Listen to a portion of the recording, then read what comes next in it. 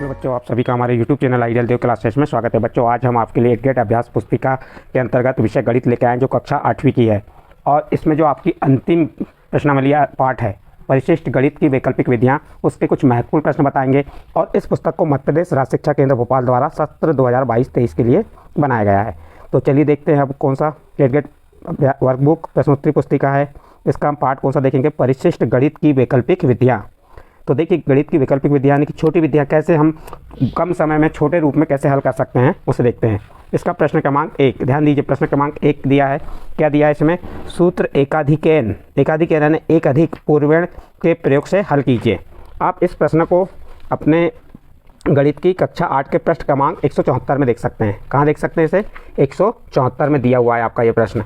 तो क्या है इसमें, आप देखिए, 85 का वर्ग, किसका वर्ग कह रहा है, 85 का वर्ग। किस विधि का, सूत्र एकाधिकैन पूर्वेण के प्रयोग से हल करना है इसे। तो कैसे हल करते हैं, देखिए, सबसे पहले हम यहाँ लिख दिए 85 का वर्ग। 85 का वर्ग यानी 85 गुणित 85 लिख दिए हमने, 85 गुणित 85 लिख दिए। अब इसके जो इकाई का अंक है, इकाई का अंक क्या है, ये 5, और इसके इकाई का अंक 5 है। तो इन दोनों का गुणा कर दीजिए।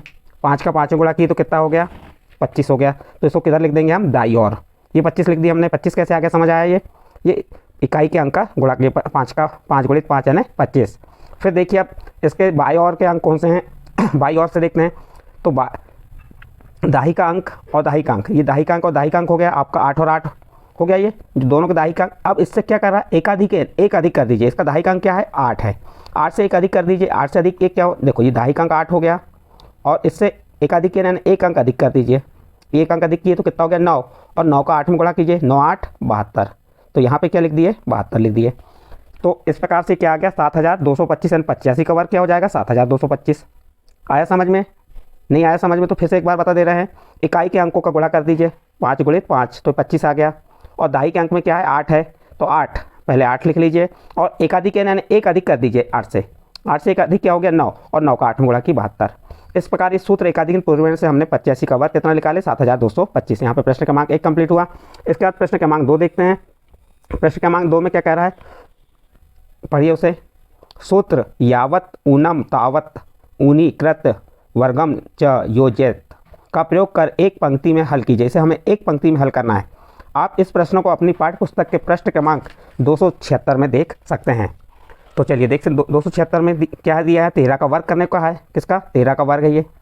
किससे, कौन सा सूत्र, यावत ऊनम तावत ऊनी कृत्य वर्गम च योजित सूत्र का प्रयोग करना है हमें यहाँ पे। चलिए इसका प्रयोग करते हैं हम, 13 का वर्ग। तो 13 का वर्ग करने के लिए सबसे पहले हमको क्या करना पड़ेगा, ये 13 किसके निकटतम है, 13 10 के निकटतम है। किसके निकटतम है, 10 के निकटतम है। तो यहाँ पे इसको हम 10 धन 3 लिखेंगे ना, 10 धन 3 लिख दिए। तो यहाँ कितने का विचलन हो रहा है, धन 3 का विचलन हो रहा है, धन 3 का विचलन हुआ ये।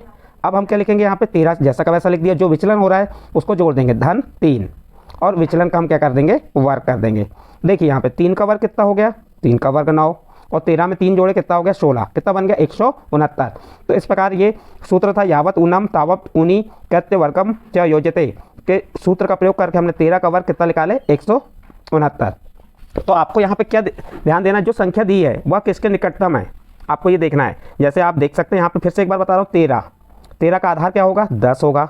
अब 10 में कितना जोड़ेंगे, 13 बनेगा 3, तो धन 3 ये क्या हो गया, विचलन हो गया। और ये इस विचलन को हम 13 संख्या जैसी की वैसी लिख दिए।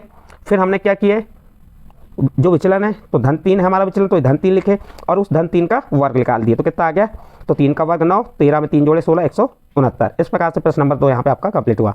नेक्स्ट अगला प्रश्न देखते हैं, प्रश्न नंबर 3। बहुत सरल है, इसको बहुत आसानी से आप निकाल लेंगे। सूत्र एक न्यूनैन पूर्वेण के प्रयोग से 99 का वर्ग ज्ञात कीजिए। किसका वर्ग ज्ञात करने को है, 99 का, और किस सूत्र का, न्यूनैन पूर्वेण सूत्र का। आप इसको अपनी गणित पुस्तक के 273 नंबर के प्रश्न पे देख सकते हैं। कौन से प्रश्न में, ये आपके 273 में है। तो इसमें हमको कुछ नहीं करना है। सबसे पहले हम किधर चलते हैं, बाई और। बाई और कितना लिखा है, 99। तो एक न्यूनैन कह रहा है तो इससे एक कम कर दो, 99 से एक कम किए तो कितना आ गया, 98। ये 98 आ गया, तो यहाँ पे 98 लिख दीजिए। और फिर क्या करेंगे, दाएं और में क्या लिखेंगे हम, 99 में से 98 को घटा देंगे। 9 में से 8 घटाए कितना हो गया, 1, और 9 में से 9 घटाए तो 0। ये 99 में से 98 घटाए तो कितना है, 0 इस प्रकार क्या बन गया, ये 9801। और 9801 किसका वर्ग हो गया, 99 का वर्ग। तो कितने आसानी से हमने छोटी विधि में निकाल के बता दिए। एक बार पुनः आप क्या करेंगे, बाई और की संख्या क्या है, 99। देखो वर्ग है तो उसको 2 बार लिख दिया हम, 99 गुणित 99। 99 से 1 कम कर दीजिए, 1 न्यूनन कह रहा है तो 99 से 1 न्यूनन क्या हो गया 98, और 99 में से 98 को हटा दीजिए, क्या आ गया 0 1। तो ये बन गया हमारा 9801। ठीक, क्या ज्ञात हो गया? प्रश्न नंबर 3 का हल कंप्लीट हुआ। नेक्स्ट अगला प्रश्न देखते हैं, प्रश्न नंबर 4 क्या कह रहा है? 41 का वर्ग द्वंद्व विधि से, 41 का वर्ग द्वंद्व विधि से ज्ञात कीजिए। 41 का वर्ग द्वंद्व वर्ग विधि से ज्ञात करना हमें। इस प्रश्न को आप कहाँ देख सकते हैं? इस प्रश्न की समझ के लिए आप गणित कक्षा 8 के पृष्ठ क्रमांक 278 में देख सकते हैं। किसका निकालना है हमको? 41 का निकालना है। तो 41 के अंक समूह क्या बनेंगे? देखिए, पहले एक समूह बन गया 4 का, दूसरा समूह 4 1 का बन गया ये 41, और तीसरा समूह आखिरी में क्या बचा 1। तो इस प्रकार से 3 समूह बन गए, इसके बन गए ये 3 समूह। अब देखो हम यहाँ क्या लिख देंगे? 41 का वर्ग, जो पहला समूह है तो उसको 4 का वर्ग लिख दिए, फिर इस प्रकार से लाइन खींच देंगे आप। कितने यहाँ पे अंक है? 2, तो 2 गुणित 4 गुणित 1, और जो अंतिम है 1 का वर्ग। 4 का वर्ग 16, और इनका गुणा कर दीजिए, 4 दूनी 8, 8 एकम 8, और 1 का वर्ग 1। तो क्या संख्या बन गई हमारी? 16 8 1। तो इसको हम क्या पढ़ेंगे? 1681। और ये 1681 किसका वर्ग आ गया? 41 का वर्ग आ गया। तो इस प्रकार हम 41 का वर्ग द्वंद्व योग विधि से ज्ञात कर सकते हैं। इस प्रकार आपका प्रश्न नंबर 4 कंप्लीट हुआ। नेक्स्ट अगला प्रश्न देखते हैं, प्रश्न नंबर 5। प्रश्न नंबर 5 में क्या कहा है? 289 का वर्गमूल विलोकनम से ज्ञात कीजिए। क्या कहा है? 289 का वर्गमूल विलोकनम से ज्ञात कीजिए कहा है। इस प्रश्न की समझ के लिए आप कक्षा 8 के पृष्ठ क्रमांक 280 में देख सकते हैं, गणित विषय के। तो 280 में इसका दिया है। तो देखिए यहाँ पे आपको किसका 289 का क्या निकालना है? वर्गमूल। तो हमने यहाँ बता दिए 13 या 17 होगा, 13 या 17 होगा। तो यहाँ पे 13 का तो 169 होता है, 17 का क्या होता है 289, तो ये 17 का आएगा। लेकिन इसे निकालना कैसे है, इसे ज्ञात कैसे करना है, ये भी हमें बनना चाहिए। हमने तो आपको बता दी कि ये आएगा, लेकिन देखिए यहाँ पे इसको दो समूह में बांटेंगे हम। कितने समूह में बांट देंगे इसको? 2 समूह में बांटेंगे। जैसे 289 है तो 289 का, अब इसके आगे शून्य लगा दिए, ये शून्य लगा दी, 2 समूह बना दिए। एक समूह ये किसका बन गया? 89 का, और एक समूह बन गया 02 का। अब देखिए हम इसको क्या करेंगे, सबसे पहले हम यहाँ वर्ग संख्या जो 289, इसको 2 समूह दो जोड़े बना दिए, एक 89 का बना, एक 02 का बन गया। अब दाएं जोड़े से, दाएं जोड़ा कौन सा है? 02 से इकाई निश्चित करेंगे। सॉरी, दाएं जोड़ा कौन सा? 89 है। इससे हम क्या करेंगे? इकाई निश्चित करेंगे। इसकी इकाई क्या है? एवं बाएं जोड़े से दाई, तो इसका इकाई निश्चित कर लेंगे, और उसका बाएं जोड़े से दाई। अब देखो वर्ग संख्या की इकाई क्या है? इसमें 9 है, और वर्गमूल की इकाई 3 या 7 होगी। इसकी वर्गमूल की इकाई क्या होगी? 3, क्योंकि 3 का वर्ग 9 और 7 का वर्ग 49। वर्ग इकाई क्या आ रही है? 9 आ रही दोनों में। तो क्या आएगा यहाँ पे? इसका 7 हो, 3 या 7 आएगा। और इससे देखेंगे आप, इसके बाएं ओर का कौन सा अंक लेंगे? दाई, तो 0 है। अब 0 किसके निकटतम है? 02 का निकटतम वर्गमूल क्या होगा? 1 होगा। 2 तो नहीं होगा, 2 में बढ़ जाएगा। तो इसका दाई का अंक क्या हो गया? 1, और इसमें ये 1 ले लिए, और इसका 3 और 7 ले लिए, तो 13 या 17 होगा। तो इस प्रकार से आप इसका वर्गमूल क्या बता सकते हैं? 17। ये हमने यहाँ पे वर्ग एक इकाई निकाल के बता दी है आपको। 1 का वर्ग 1, 2 का वर्ग 4, 3 का वर्ग 9। तो देखिए यहाँ पे 9 आ रहा है किसमें? ये देखो ये 9 3 में, और किसमें आ रहा है? 7 में। तो इनकी वर्ग इकाई क्या हो गई? 9, 3 और 7 की 9 हो गई है, तो 3 और 7 आ जाएगा। और दाई ओर से, ये बाई ओर में देखिए 2 अंक हो गए, तो इसका दाई का अंक क्या है? 0। 0 किसके निकटतम आएगा? किसके वर्ग के निकटतम आएगा? 1 के, तो 1 हो गया ये। तो इस प्रकार से इस प्रश्न को आप हल कर सकते हैं। नेक्स्ट अगला प्रश्न देखते हैं, प्रश्न नंबर 6। प्रश्न नंबर 6 में क्या रहा है? 23 का घन सूत्र, 23 का घन सूत्र ये दिया हुआ है। देखिए, a की घात 3 धन 3 a का वर्ग, b धन 3 ab का वर्ग धन b की घात 3 की सहायता से ज्ञात कीजिए। तो देखिए हमने घन सूत्र लिख दिए, फिर हमने ये धन की जगह ये ऑब्लिक लगा दिए, a b की घात 3 बराबर a की घात 3। यहाँ पे धन की जगह इस प्रकार से आप ऑब्लिक का चिन्ह लगाएंगे। ये चिन्ह लगा दिए हमने, सबको अलग अलग डिवाइड कर दिए। अब a का मान क्या हो जाएगा? यहाँ पे 2, और b का मान 3। तो a का मान 2 रख दिए, 2 की घात 3, ये 3 ऑलरेडी है। a का मान 2 की घात 3 और b का मान 3, फिर 3 ये पहले से सूत्र में है। a का मान 2, b का मान 3, 3 का वर्ग, और b का मान 3 है, 3 की घात, b की घात 3 है, 3 की घात 3 हो गया। अब इसे हल कर लेते हैं। 2 की घात 3 8, देखो 73 का 9 और 2 का वर्ग कितना हो गया? 4, और 9 का 4 में गुणा किया तो कितना आ गया? 36। फिर देखिए यहाँ 3 का वर्ग 9, और 9 का 3 में गुणा किए 9 3 27, और 27 का 2 में गुणा करेंगे तो कितना आ जाएगा? ये 54। और 3 का घन क्या होता है? तो 3 का घन 27 होता है। तो इस प्रकार से क्या संख्या बन गई आपकी? 8 3 6 8 36 54 और 27। अब इसको हम क्या करेंगे? देखिए यहाँ पे इसको जोड़ के, इसको जोड़ेंगे हम, तो इसका 7 लिख दिया हमने। इस प्रकार से इसको जोड़ेंगे तो हमें क्या प्राप्त होगा? 12167। तो 23 का घन क्या हो गया? 12167। या आप इसको अपने पुस्तक के पृष्ठ क्रमांक 182 में देख सकते हैं। किस में देख सकते हैं? 182 में इसको हल देख सकते हैं। तो इस प्रकार से इसको हम सॉल्व कर सकते हैं। नेक्स्ट अगला प्रश्न देखिए, नेक्स्ट प्रश्न है प्रश्न नंबर 7। प्रश्न नंबर 7 कह रहा है 345 का वर्ग द्वंद्व योग विधि से ज्ञात कीजिए। अब देखो 345 में 3 अंक है तो इसके 3 समूह कैसे बनेंगे। देखिए ये 3 का एक समूह बन गया, फिर 3 4 का एक समूह बन गया, फिर 3 4 5 का एक समूह बन गया, फिर किसका बन गया समूह 4 5 का एक समूह और 5 का, ये समूह बना दिए हमने। 345 के समूह ये बन गए। अब इसको हम कैसे करेंगे देखिए 345 का वर्ग बराबर ये 3 का वर्ग, 2 अंक हैं यहाँ पे, फिर 2 का गुणा कर देंगे, 2 गुणित 3 गुणित 4 दूसरे समूह में, फिर तीसरे समूह में भी क्या करेंगे 2 गुणित, और ये इसका इकाई और सैकड़ा का अंक का गुणा होगा 3 गुणित 5, और जो दहाई का अंक है बीच का अंक इसका वर्ग कर देंगे धन 4 का वर्ग। फिर 45 को कैसे लिखेंगे 2 गुणित 4 गुणित 5 और 5 का वर्ग। अब इसे हल करते हैं। देखिए 3 का वर्ग क्या हो गया 9, और इसका गुणा करते आती है 12 12 24, फिर 5 3 15 15 दूनी 30, और 4 का वर्ग 16, 30 में 16 जोड़े तो 46 आ गया ये। फिर इसको हल किए 4 पंचे 20 और 2 4 पंचे 20, और बीच में 20 का 2 में गुणा कितना हो गया 40 ये आ गया, और 5 का वर्ग 25। इस प्रकार से ये आपकी संख्या प्राप्त होगी 9 24 46 40 25। तो हम इसको कैसे लिखेंगे, जब इसको हम जोड़ेंगे तो क्या आ जाएगा, ये आ जाएगा आपका 1,19,025 प्राप्त होगा। तो इस प्रकार से हमने प्रश्न 7 को यहाँ पे आपको 345 का वर्ग द्वंद्व योग विधि से बताए। आप इसको आपके प्रश्न क्रमांक 278 में देख सकते हैं। इसका योग यानी कि हल 278 में भी दिया हुआ है 345 का।